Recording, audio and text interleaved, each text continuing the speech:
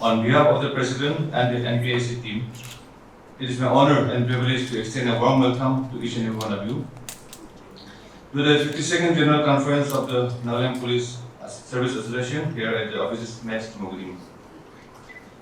As we gather today, I am reminded of the rich history and traditions of our organization. The NPSA has been a beacon of excellence and professionalism in policing, and it is a testament to the dedication and hard work of our personnel.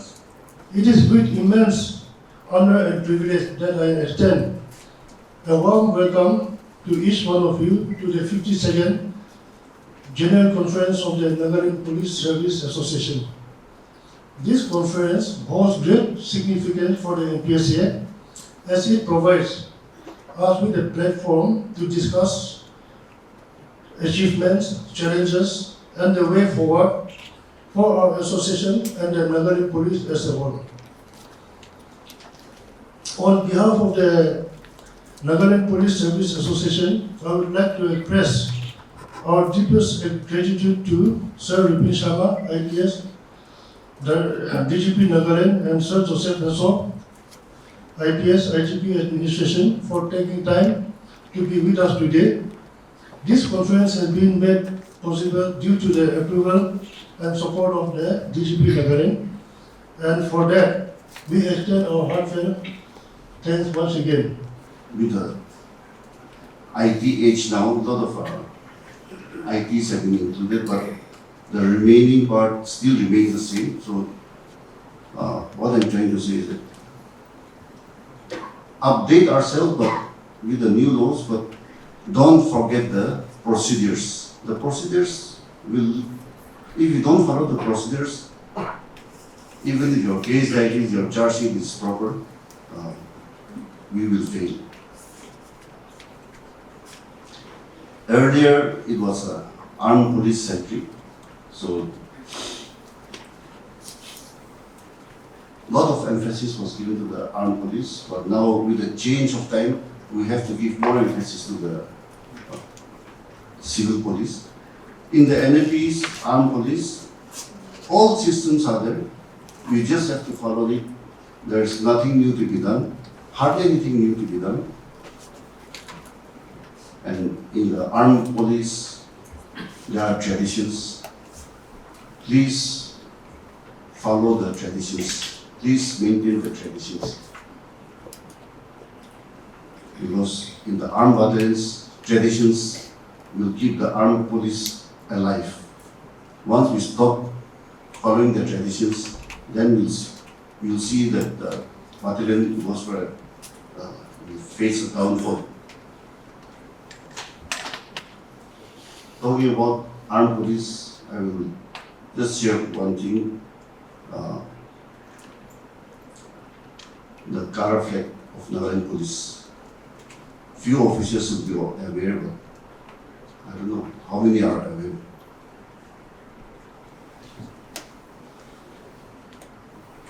Color flag is to be highly honored.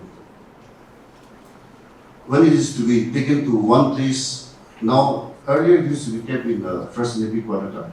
Now I don't know where it is kept. But if it is to be taken to Kohima for some functions, taking over is done by officers, okay? Not even by inspector. It has to be by a class 1 officer. And the taking over is done in full one section between the two officers. It is to be taken out by one officer and then over to another officer with salute, proper guard of honor. So those who are aware, I think we need to teach our younger friends, officers also. So please keep these things in mind. Once I was also at DYSP. My commandant took me for inspection. Then we went to one company. The evening he said, Joseph, we'll do PT parade in the morning. I was not carrying my PT dress. My friend was company commander. He did not have his PT dress also in the company. For me, I could escape. I told the commander, sir, since we'll be again proceeding to another location, I'll go and do the arms inspection. You do the PT with the company people. Okay, fine. He was not aware that I was not carrying my dress also.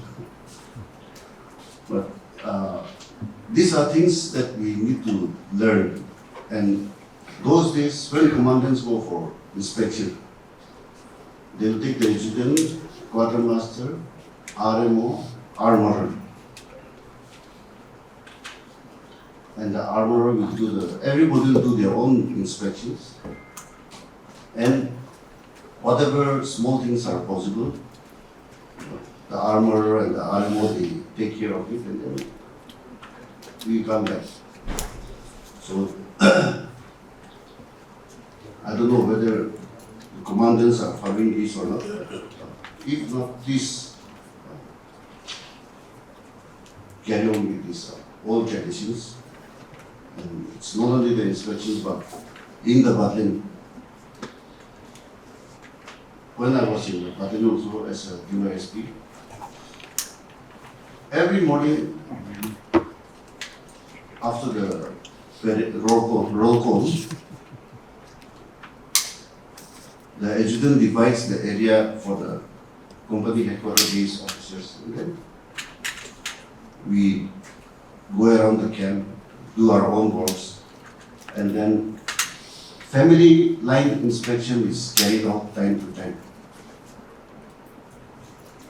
And to carry out these family line inspections,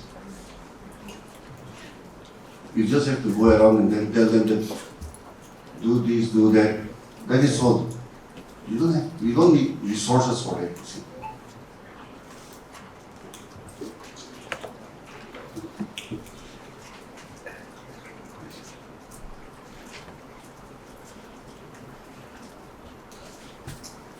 To achieve things or to be successful, from my own experience, what I have found is that we have to remain attached with our unit personnels. And as SPs, we have to remain attached with the society. I will share a few experiences of my SP tenure. I had called meeting for all the councils, North Police Station area, South Police Station area separately. We had a meeting, and I asked suggestions from them also. They also came forth with a lot of suggestions, and then after that, a lot of our problems were solved. And what I did was, I set up this small patrolling parties led by one UB and armed police 1x4 sometimes, or sometimes only by UBCs, 2-3 of them. Then I gave them a notebook, told them to visit colonies, and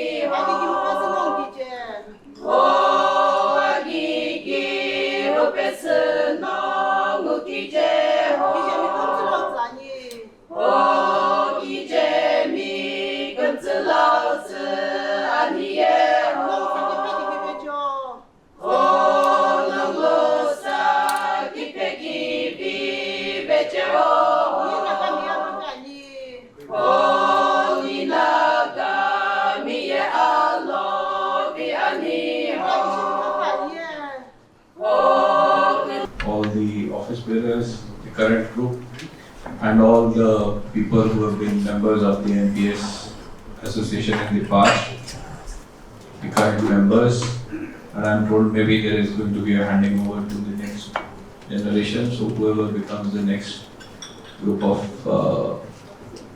leaders or representatives of the organization, my best wishes will go to all of you also.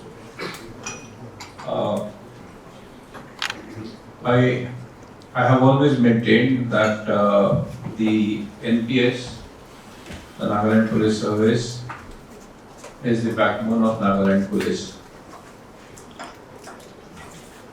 Nagaland Police can only be as strong as the backbone. If the backbone is weak, we will not be able to stand up to any difficulty, to anyone. I have not seen any signs of the backbone being weak, but there is definitely a lot of scope for improving the backbone. Not only just the backbone per se, but also for some of us or a lot of us who have these back aches. You will remember that your physiotherapist will tell you, if you don't know all of the muscles, all of muscles. So the muscles of the backbone are the other ranks and files of the Nagaland Police. You also need to, I think most of you are doing it, but certain things you have to prioritize and get it done. Say, a few things which, minor things from your perspective, but in the larger scheme of things, very good things that we've done is, one is telling the Jawans and your MT staff, see your NCOs and MT staff how to use WhatsApp. All the units did that training, very good. Okay. Then the second thing is the flash MBCPs that you started doing. Excellent job, all of you. Congratulations to all of you on that count. Okay, that has been a success story of Nagaland Police in the past. So many years that I have been in Nagaland Police. At the drop of an instruction in the WhatsApp group, every unit of Nagaland Police knows what is to be done is on the streets at the designated locations and doing what is required to be done. Yes, there are improvements possible. Okay, why did we think of this? In fact, honestly, when we made that Google Forms link, I was like only about 30% confident that we will be able to do it, because I know that at the lower level, our constabulary and all, they may not be able to use that. Okay, so we said, okay, training for it. So we did those training thing. So we were successful in doing it, but certain things need very close supervision and very focused approach in that. So flash MVCPs have been such a success.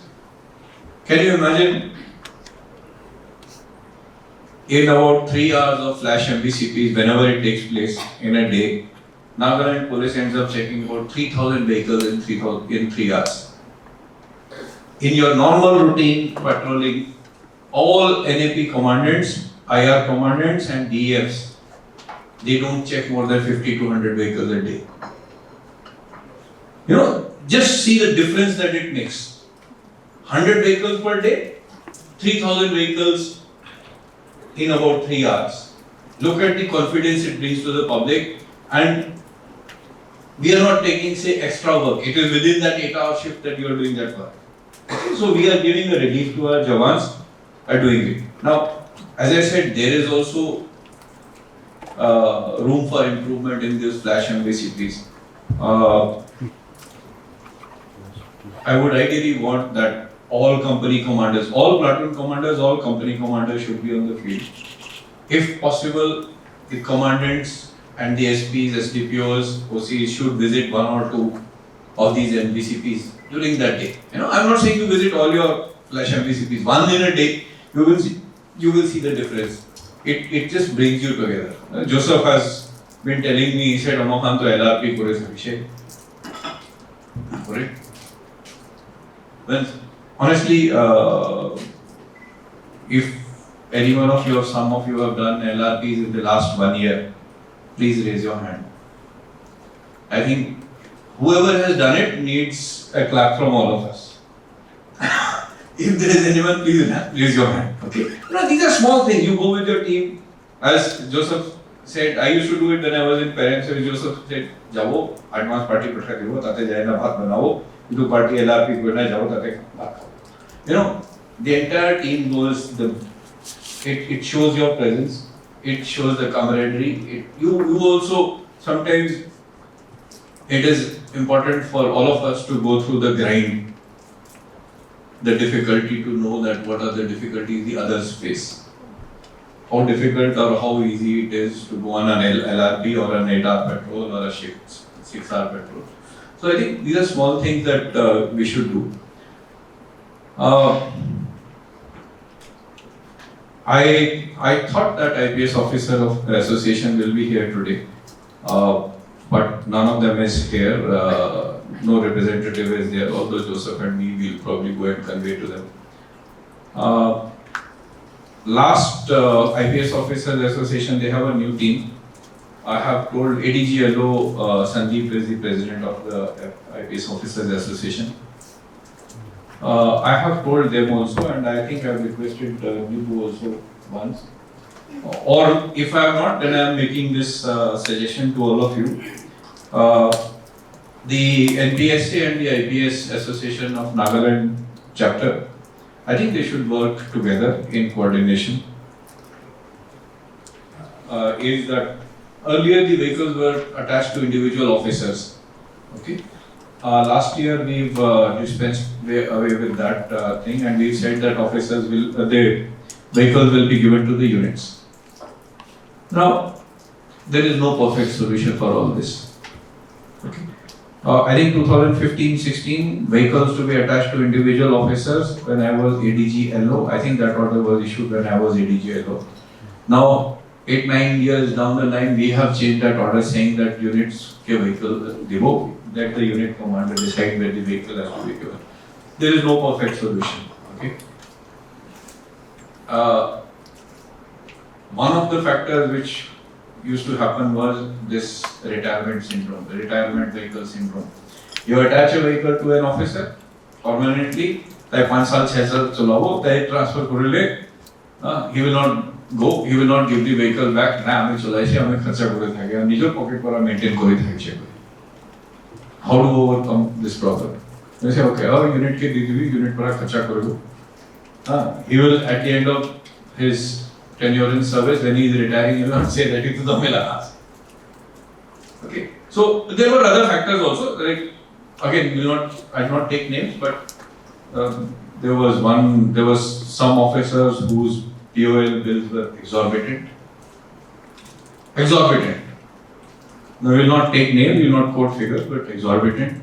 So we had to look at some changes taking place. So we have done this. Let us try this out for a while. Okay, let us try this out for a while. If it works, well, fine. Otherwise, we will see what mix we can come up with. Even now, I think unit commanders are given, unit commanders and above are having individual vehicles. It is only the additional SPs, deputy commandants and below who are entitled to vehicles who are given units, vehicle by the unit commanders. Allocated vehicle by the unit commander. Another reason why we decided to do this was because if the unit commander is going to give vehicles, he will be able to decide to whom which vehicle is to be given depending on what work, what seniority, what type of work the officer is doing. I am sitting in PHQ, will not be able to decide. And say tomorrow if I give you a, say, aaj is a difficult posting, I say bhal wala gari de do. Tomorrow you come to PHQ, posting, you just going from office to PHQ, office residence to the office, you have a new vehicle. So there were multiple factors, so please bear with us for the time being. That will also give the unit commanders a degree of control, if you say, managerial control over how you will use your resources better, which person needs which vehicle is to be given to which officer. Okay. Then the other issue Nibu raised was housing. Yes, I agree, the housing scenario in Nagaland police is pretty bad. Our housing satisfaction is just about 17-18%. And this is going by the HRA. How many people are availing HRA, house rental law? So about 83-84% people are availing HRA. So if that is any parameter to go by, then about 17% housing satisfaction is there in Nagaland Police. We are aware of it, but again, money is a constraint. The state government doesn't have money, let's be honest, all of you know it. Nobody is sitting with a bag of money for Nagaland Police in Delhi saying that I will apne khanto bhog tumte aise ho jabi tu bhi na hoye. So it will take time. How much time it will take, I just can't say. Meanwhile, we have tried to come up with some reallocation plans of resources from some units. These are all things which take a lot of time. From our side, the work has been almost complete. We have proposed to the government for reallocation. So it will not be the housing satisfaction will not go from say 17% to 50%. It will go to from 17% to 19%. Okay, but it will make things easier. Then, as you are all aware, that under the SASI scheme, we've got recent infrastructure work going on throughout the state now. Almost, I think, 27-28 crore rupees worth of work is going on in the state. Chumukdima, some of you must have already seen it. If otherwise you've not seen it, please see the mess which is coming up. It is ready for inauguration. Just service connection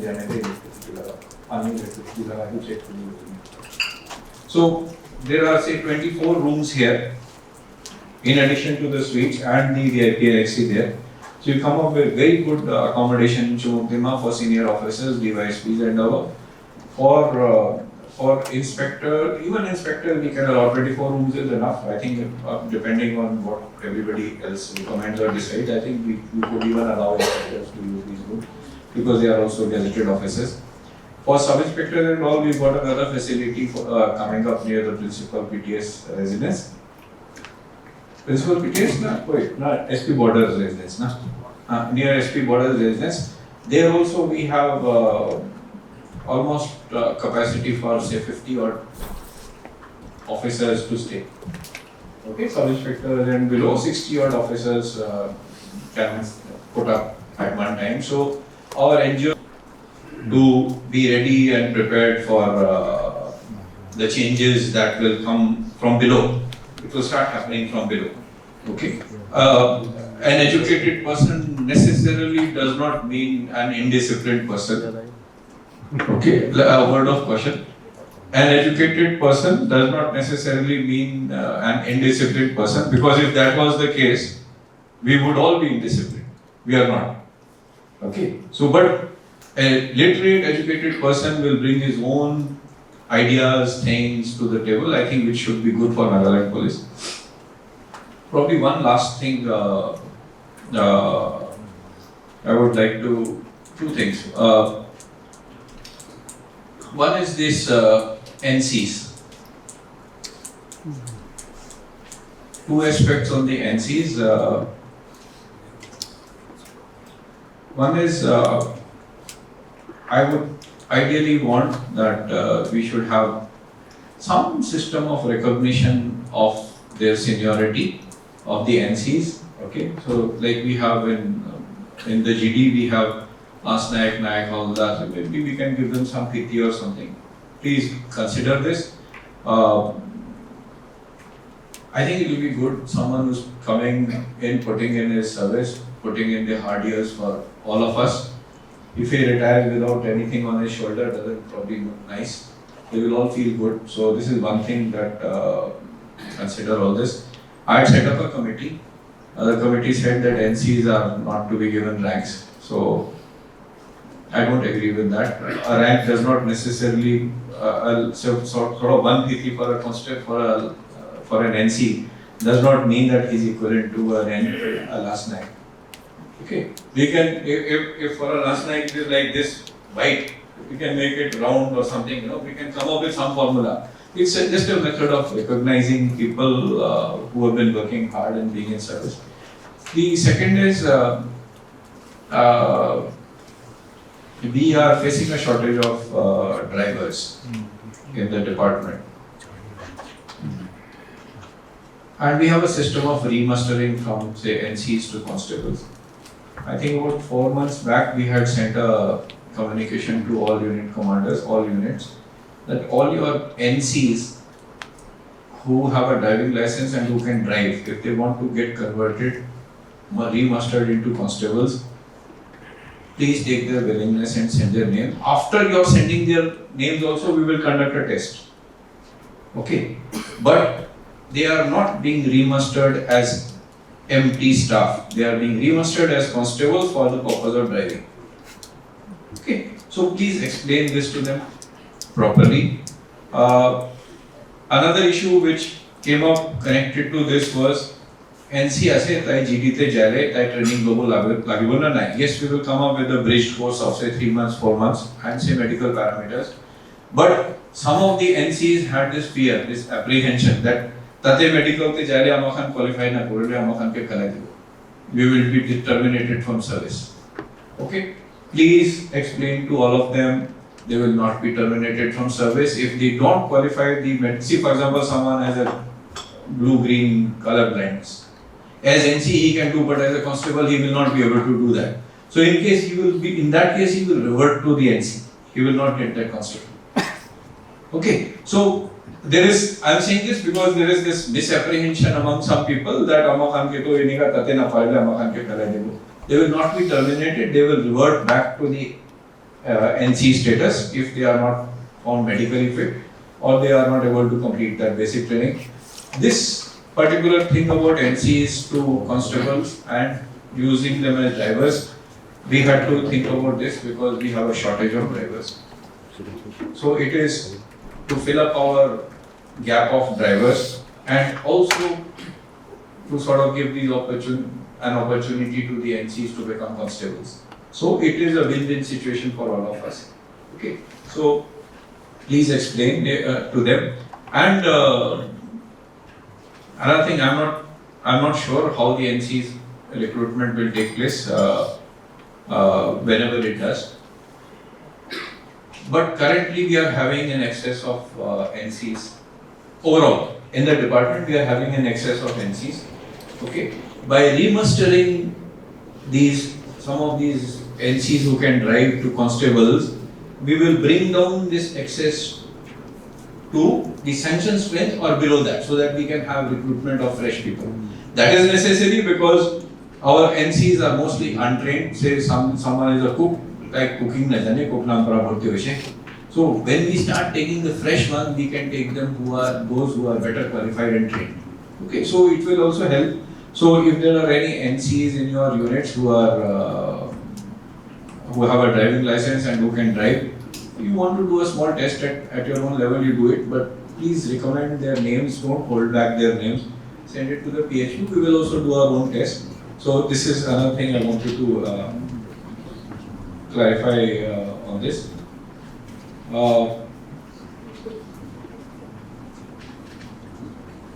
I think I've taken a lot of time, but we don't get these opportunities too frequently to interact.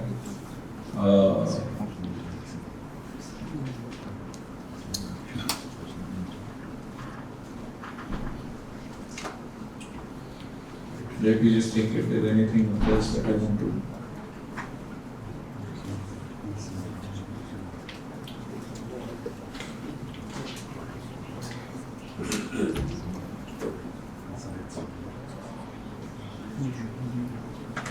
Okay, thank you very much. You want me to stay back? I can stay back, or if anyone wants to ask any questions or any clarifications you want, you're most welcome to ask now. Anyone? Anything anyone wants to ask? Well, our own officers, not the media. Anyone wants to ask anything?